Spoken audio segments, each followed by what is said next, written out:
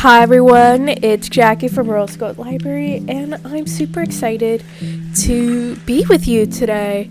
I apologize for the nasally voice. I got a couple of overnight oats and I forgot that it was just lots of, dairy product, and I can't drink dairy right now or else I'll just be congested, and here I am.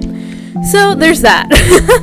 Unfortunately, my overnight oats and my, London Fog tea just congested me, so I apologize.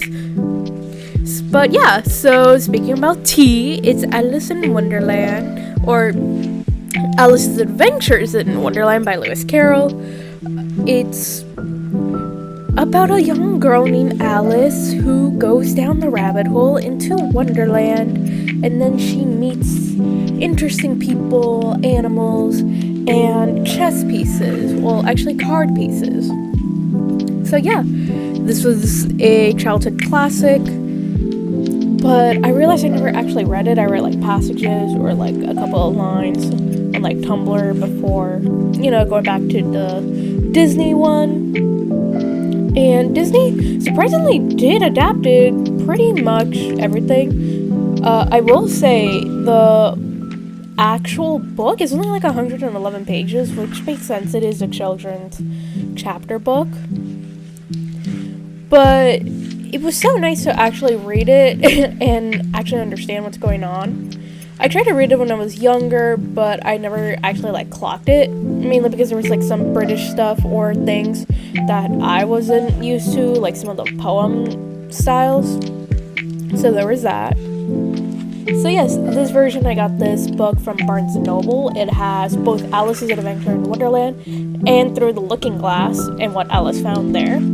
That's the full title, apparently.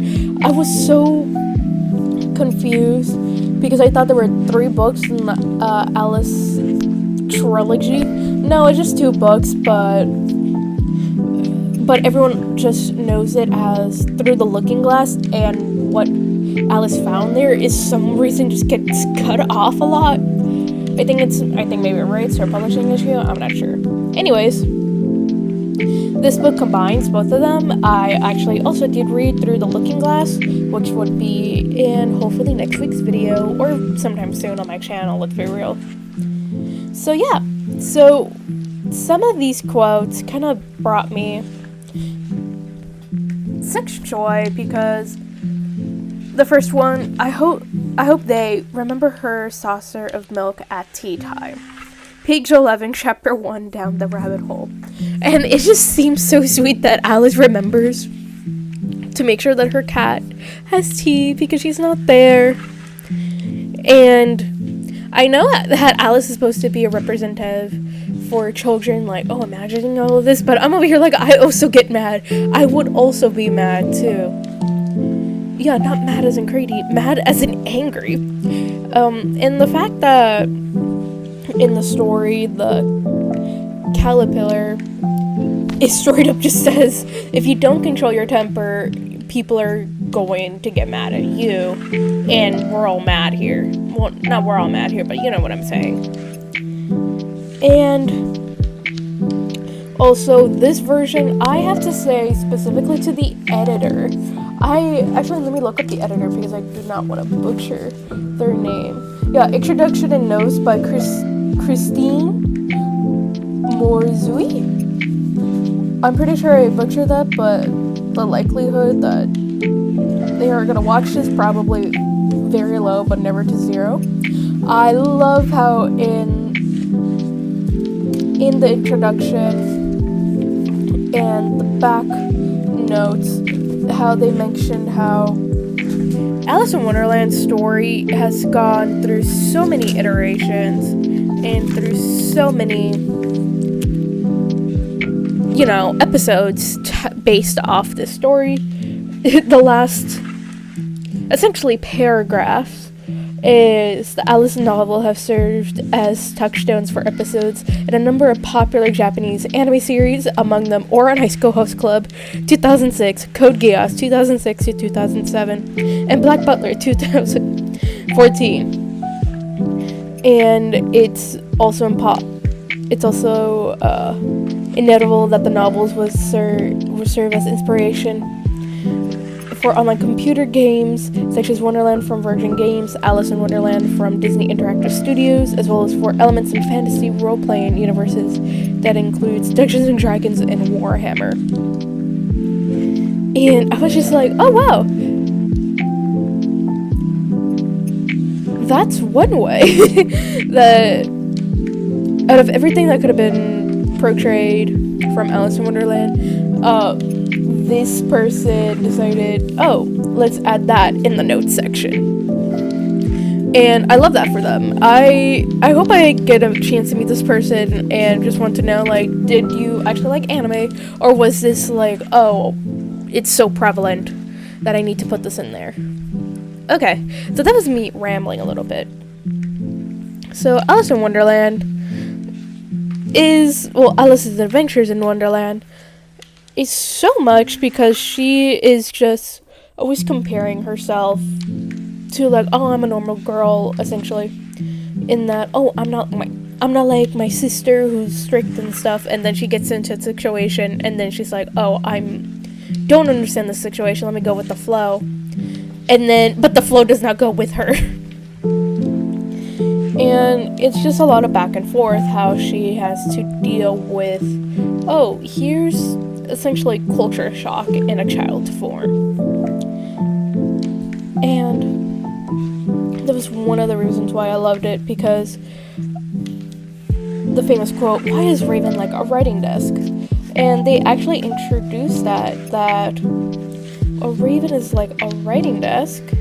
It's because it can produce a few notes, but they are very flat, and that it's never put with the wrong end in the front.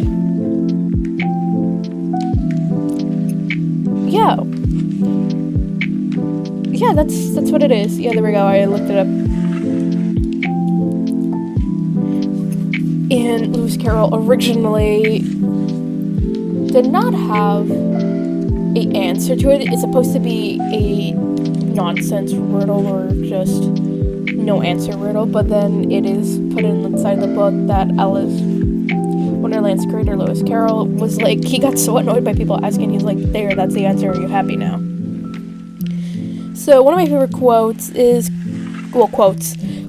just the back and forth of people in the Mad Hatter's Tea Party going, have you guessed the riddle yet? The Hatter said, turning to Alice again. No, I gave it up. Alice replied, what's the answer? I haven't the slightest idea, said the Hatter. Nor I, said the March Hare, which is on page 63. Yeah. So there was that, and you'll see right here that my camera was slowly dying. I'm not sure if you can tell based on the quality of everything that's going on in the camera right now.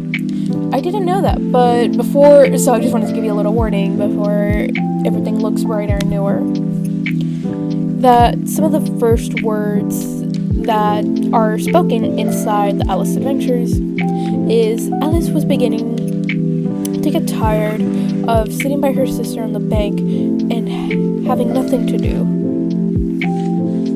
which is like the exact first thing in sort of the Alice in Wonderland movie. So some of my thoughts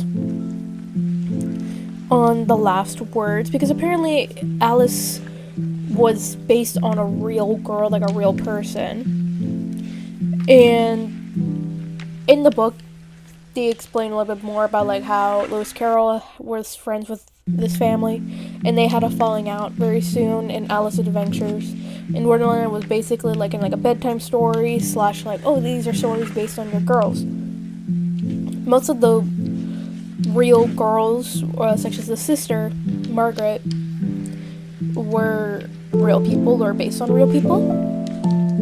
So the last words were kind of bittersweet, knowing that they also had a falling out, which is on page 111, is how lastly she pictured to herself how this same little sister of hers would in after time be herself a grown woman, and how she would keep throughout all her riper years the simple and loving heart of all her childhood.